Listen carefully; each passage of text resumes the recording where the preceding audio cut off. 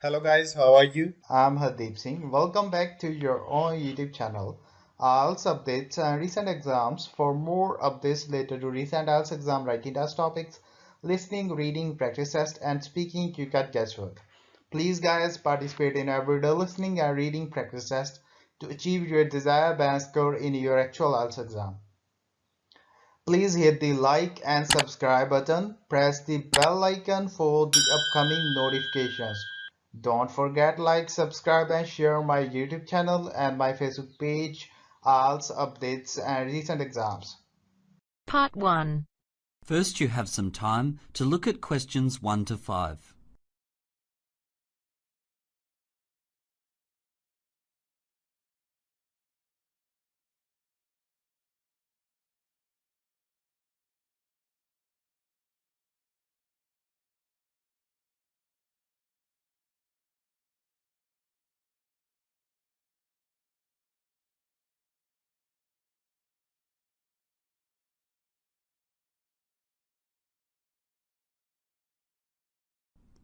Now we begin. You should answer the questions as you listen, as the recording is not played twice. Listen carefully to the conversation and answer questions 1 to 5. Hello? Oh, hello. Can I speak to Magda, please? Yes, this is Magda here. Hi, Magda. My name's Mohammed. I'm phoning about the car advertised on the college notice board. Is it still available? Yes, it is. A few people have come to see it, but they all want newer, faster cars. That was my first question, actually. How old is the car? It's 9 years old, but it doesn't look it. That's good. And how many miles has it done? Well, the mileometer says 40,000. That seems quite low for a car at that age. I think maybe the mileometer is broken. No, I think it's because the previous owner was an old lady and she didn't use it that much. Right, great. Can I ask why you're selling the car? Yes, sure. I've just got a job in London. I can take the tube, so I don't need a car. That's great. Congratulations. Could I just check the price? The advert says £600, which seems quite a lot for an old car. Not really, when you think it hasn't done many miles. I can take £100 off the final price, but that's it, I'm afraid. Okay, that seems fair. Could I come and see the car this evening? Well, tonight's not great, but I could manage tomorrow. Fine. Shall we say around 11 a.m.? Okay. Shall I drive the car to you? That's really kind, thanks. I live on campus. We could meet in the cafe. I'll buy you a coffee to say thanks. Sure. I'll be there around 11:30. Great. See you there. You have some time to look at questions 6 to 10.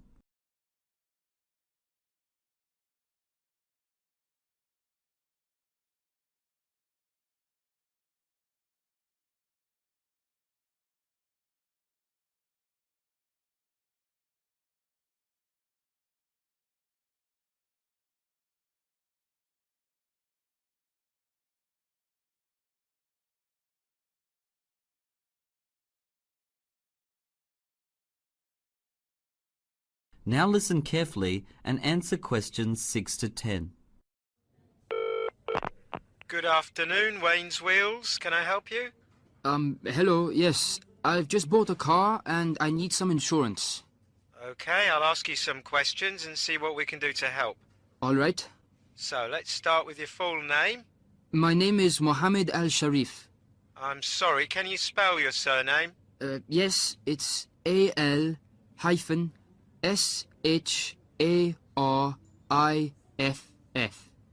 Thanks. And when were you born, Mohammed?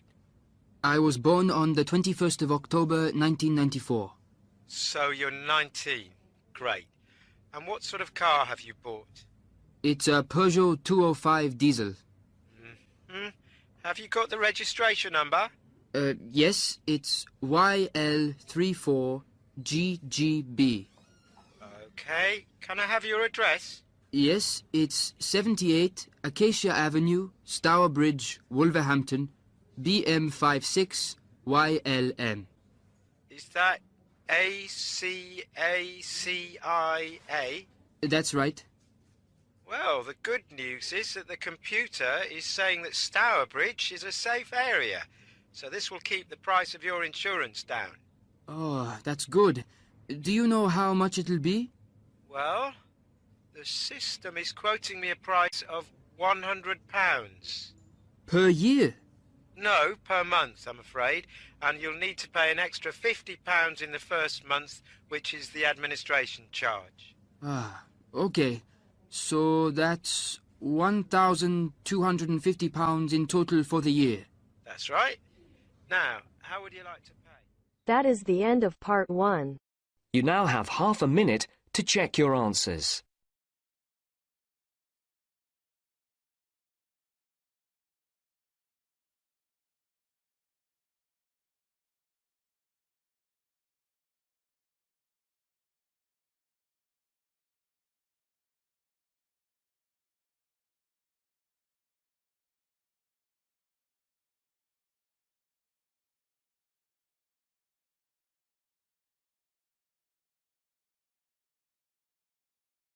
Now turns to part 2.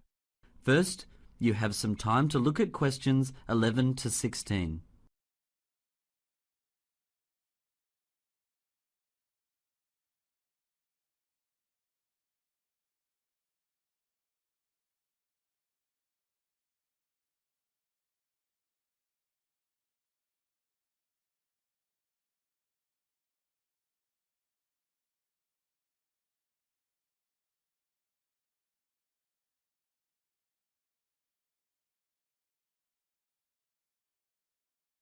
Now listen carefully to the guide talk and answer questions 11 to 16. Hi there, everybody. Thank you so much for coming. In the room here today, we have students from Japan, Afghanistan, Europe, and North America. Some of you have English as your first language, but the majority don't. You all have something in common, though. Everyone here works in the field of law, and you are all here for our new blended learning course, which allows you to get the qualification you need without leaving your country or your job. So, this two-day conference is one of only 2 chances that you will get to meet your tutors and your classmates face-to-face in your first year of study. The next time we meet, it'll be for a lot longer, our 3-month summer intensive course, which ends with your end-of-year exams. You'll be doing all of your online learning in our Virtual Learning Platform, or VLP for short. This is a set of online tools which help you to study and allow your work to be assessed. So, how will you use the VLP? Well, first of all, when you return to your country, you need to log on to the VLP and then download your first assignment and the reading list. Then you will need to find the books on the reading list. Some of the books will be available to download from the VLP, but you may have to buy some on the internet. While you are studying for your first assignment, if you have any questions, please feel free to write your tutor an email. If you'd prefer, you can arrange to have a phone conversation with your tutor instead. If you've asked your tutor for help and you don't want to contact them again, you can try the student forum. There will be lots of other students who will be happy to help. After you've submitted your first assignment, you can expect to wait about a week before your tutor uploads your grade onto the VLP. You now have some time to look at questions 17 to 20.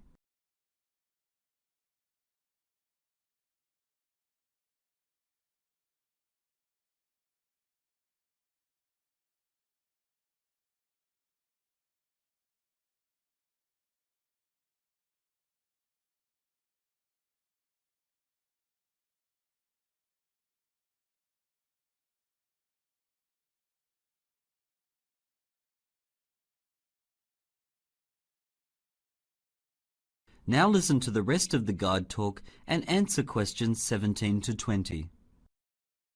Assignments are a fairly small part of the course, however. A lot more time will be spent participating in seminars and listening to lectures. There is one seminar per week, which you'll be able to participate in on the VLP. We try to choose a convenient time for everyone, but you may find that your seminar is very early in the morning or late at night. There are also 5 lectures per week. These are recorded and uploaded onto the VLP, and you can listen to them at a convenient time. Now, I think you all know that balancing a full-time job with studying isn't easy. It may be that from time to time you can't meet a deadline. If this happens, let your tutor know, and they will discuss how much extra time you need. There's also the option, in the most serious cases, to extend your degree, to give you another year of study time. We don't encourage you to do this. However, it is an option, and we can discuss it with you if necessary. So that brings me to the end of my talk. Has anybody got any questions? I know it's a lot to take in, so please don't hesitate to ask. That is the end of part 2. You now have half a minute to check your answers.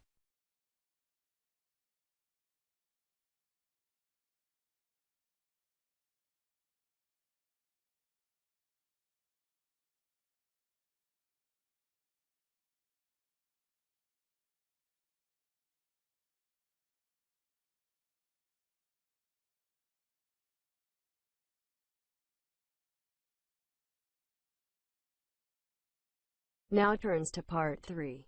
You will hear 2 students called Helen and Paul talking to their tutor about a nursing course. First, you have some time to look at questions 21 to 24.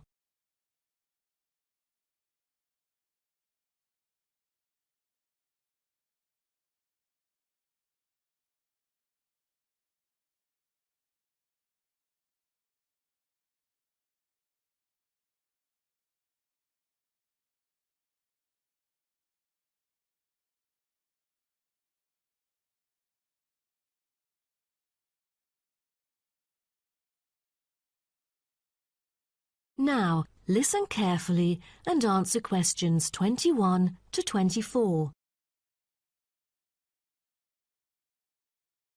Helen and Paul, congratulations to you both for doing so well the past semester. You two have exhibited an impeccable performance during your first year in the nursing program.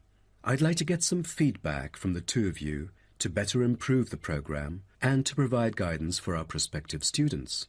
I'd like to start with you, Helen. So, first of all, which aspect of the program impressed you? Well, to be honest, when I was enrolled into the course, I was expecting a group of classmates my age. But as I stepped into the classroom for the first time, I was surprised by the diversity. Most were in their 20s, but there were also those in their 30s or even 40s. As it turns out, the intergenerational communication has sparked intense debate and new thinking, and I think that's something special about the programme that I appreciate very much. What about you, Paul? What do you think of the program? For me, the group project we carried out last semester is another key feature of the program.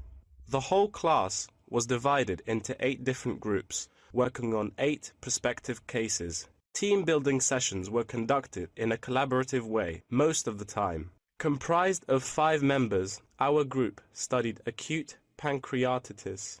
During the process, we broke the task into different parts and assigned them to each member. We were then able to tackle the complex problem by pooling our knowledge and skills. More importantly, stronger links were established between the group members. Because of the project, we've all become good friends. That's true. According to graduates, group projects prepare them for the work world in which teamwork and collaboration are increasingly the norm. So tell me, Paul, what else do you like about the program? I want to be a registered nurse, working in a public hospital after graduation. So the internship provided is a valuable opportunity for clinical practice in a supportive learning atmosphere. However, I was amazed by the amount of written assignments, since I thought the course should have focused more on practice-oriented learning. Well, I have to disagree with you, Paul. The essays demonstrate your understanding of the course. For me, writing essays is a process that involves critical thinking, which challenges me to develop my points more thoroughly. I thus manage to gain a diversity of perspectives. The programme is designed to deliver basic and advanced theoretical knowledge of core concepts, including healthcare systems concepts, together with practicum or clinical practice experience to bridge the classroom content to the practice setting. So, I'm afraid written work is unavoidable. Also this year, we've added a module of law. How do you feel about that? At first, we felt that learning law is kind of redundant and too time-consuming. After a few sessions, we realised that it is necessary in dealing with future medical disputes. Before you hear the rest of the talk, you have some time to look at questions 25 to 30.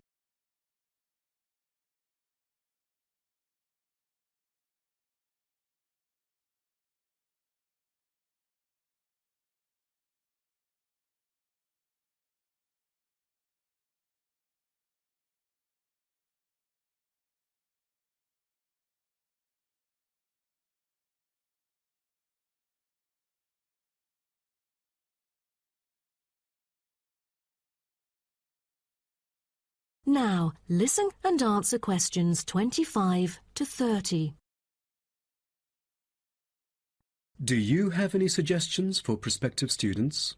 What bothers me most is handing in essays on time. I almost missed the deadline once because there were 3 essays due within the same week, so rationalizing your time is critical. Well, that's true. The lectures deliver so much useful information. I have poor memory, so I kept making notes and revisiting them on a regular basis. To my surprise, at the end of the semester, I have learnt the key concepts by heart. How was the research? I heard that it was quite challenging. How did you manage to overcome the difficulties? That's true. The majority of us had no clue how to carry out the research at first. Fortunately, when I was digging up reference materials at the library, I sought help from the librarian. She taught me about finding the appropriate resources and choosing the proper research methods. Have you checked out the online forum?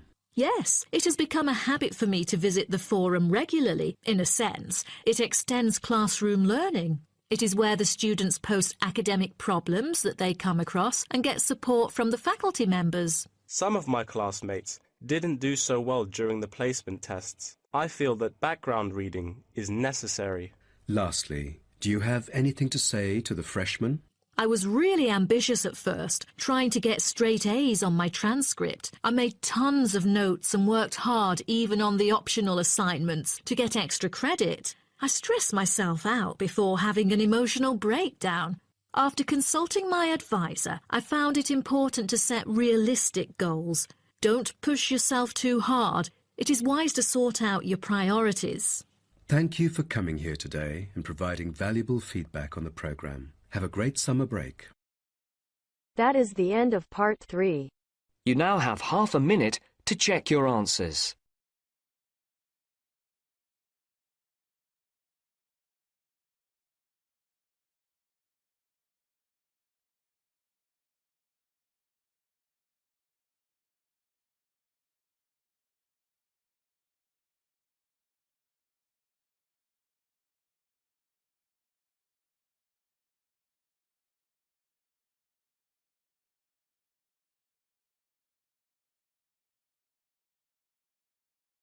Now turns to part 4.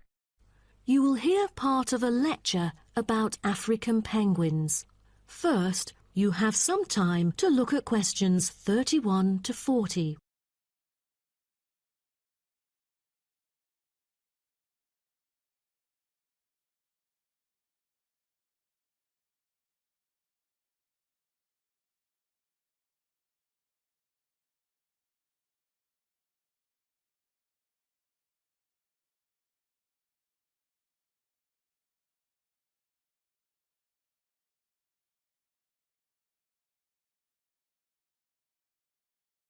Now, listen carefully and answer questions 31 to 40. Good morning, everyone. Today's lecture is about a type of adorable animal The penguin. When you think of penguins, you may picture them surrounded by snow and ice. But not all penguins live where it's cold. African penguins live in the southern tip of Africa. They are usually found within 40 kilometres of the shore and on a number of its surrounding islands. African penguins are also known as jackass penguins because they make donkey-like braying sounds to communicate. African penguins can keep their body temperature at a stable level, but their land habitat can get quite warm, so there are a number of ways for them to stay cool. They limit their daylight movements on breeding sites on land to early mornings and early evenings to avoid too much sun. The pink glands above their eyes can help them cope with the temperate climates. Like other penguins, African penguins spend most of the day feeding in the ocean, which also helps keep them cool. Being a type of small to medium-sized penguin species, African penguins average about 60 centimetres tall and weigh up to 3.6 kilograms. They have a black stripe and a pattern of unique black spots on their chest. Males are larger than females and have larger beaks. Even though they are categorized as birds, African penguins aren't able to fly because of their heavy bones. Their wings are more like flippers that make them particularly suited for life in the water. When they're on land, their flippers and their tails help them keep their balance and walk upright. African penguins begin to breed at the average age of 4. When a male and female pair up, they tend to breed together for the rest of their lives. Most other penguins nest and lay their eggs out in the open, but African penguins have a different approach. They dig holes under bushes out of their own excrement, called guano, so they are sheltered from the sun and predators. The African penguins survive on a diet that is comprised mainly of marine organisms. They feed primarily on fish like sardines, along with the occasional squid and shellfish. But when normal food is in short supply, they eat tree roots as well. The streamlined body of the African penguin allows it to move through the water like a rocket, capable of reaching a speed of around 20 kilometers per hour when hunting for food. The African penguin's smaller size means that it has many predators both in the water and also on dry land. Their natural predators at sea include seals and sharks. The biggest threat to them on land is not just towards the adult penguins. The penguin chicks are sometimes taken by seagulls into the air and dropped from above. The seagulls could thus feed on them. At risk from predators, young penguins are protected for about 40 days after hatching by both parents. They will leave the colony when they are between 3 to 5 months old and will return a few years later. The entire surface of their body is densely covered with feathers, which fall off during the winter. This process is called molting and takes about 3 weeks to complete. During that time, they are unable to forage. Therefore, prior to this, African penguins spend about 5 weeks laying down fat deposits. They generally live between 10 to 15 years. However, many do not reach their full lifespan. Their population has drastically declined. Approximately 120,000 African penguins remain in the wild, and their population has decreased by 90% in the past 60 years. They are considered to be vulnerable and have been listed as being endangered. 2 major factors have contributed to their decline. They are struggling for nesting space due to human disruption and competing for food due to overfishing and pollution. With the limited number of breeding pairs, survivorship becomes difficult for African penguins. This makes them especially vulnerable as environmental conditions change or an outbreak of a disease occurs. For instance, avian malaria has caused 27% of the captive breeding penguins' deaths annually. The more genetic diversity there is within a species, the higher the likelihood that at least some of the individuals will adapt and survive. That is the end of part 4. You now have half a minute to check your answers. So guys, don't forget like, subscribe and share my YouTube channel and my Facebook page. IELTS updates and recent exams. For more updates related to recent IELTS exam writing test topics, listening, reading, practice test and speaking, you got guesswork. Please guys, participate in everyday new IELTS listening and reading practice tests. to achieve your desired band score in your actual IELTS exam. For more IELTS material, visit my official website www.ieltsupdatesandrecentexams.com. The link is given below in the description. If you need PDF files of latest IELTS material, then please join my Telegram channel. So guys, please write your score below the comment section. Again, thanks for listening. God bless you all guys. Stay tuned, stay safe.